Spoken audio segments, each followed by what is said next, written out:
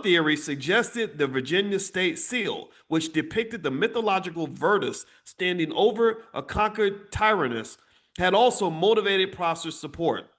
The image on the seal, when impressed on dark wax, could be interpreted as a freed slave standing triumphant over his master.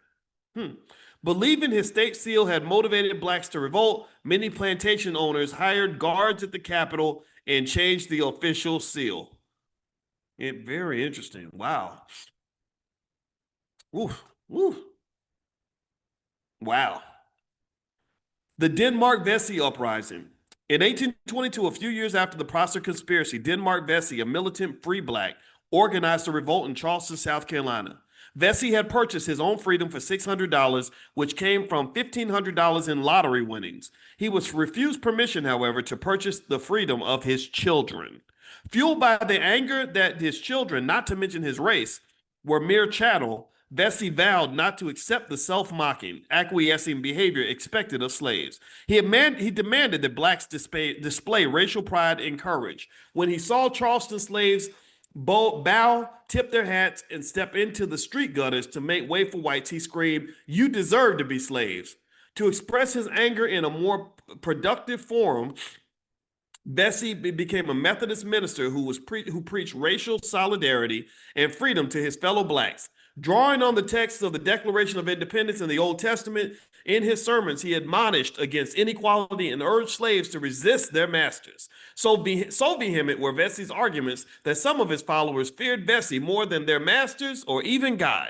Vesey planned his uprising for nearly 4 years, patiently working out the details. He was well aware that several past revolts had gone awry when blacks squealed to their masters. To decrease that possibility, he let it be known that he will personally deal with any slave who betrayed him. But even with all of Vesey's threats, house slaves informed their white masters of Vesey's planned revolt, not once but twice. Vesey never had even had a chance to carry out his threat of, quote, breaking the neck of any slave who informed on him, end quote. Based upon the word of slave informers, white authorities arrested and executed Vesey and 37 of his followers. Another 30 lesser participants were deported to the Caribbean for reconditioning. Reconditioning. Wow. For Vesey, death was probably preferable to living with the knowledge that 2 of his own people personally profited from selling him down the river. For their treachery, the informers received meritorious manumission and monetary reward. So they were rewarded financially for snitching on Denmark Vesey. How many of y'all feel like we still have that going on today? How many of y'all feel like today we still got a class of black people that will gladly go and dismantle anything they see sort of that is built upon some sort of revolution for black people?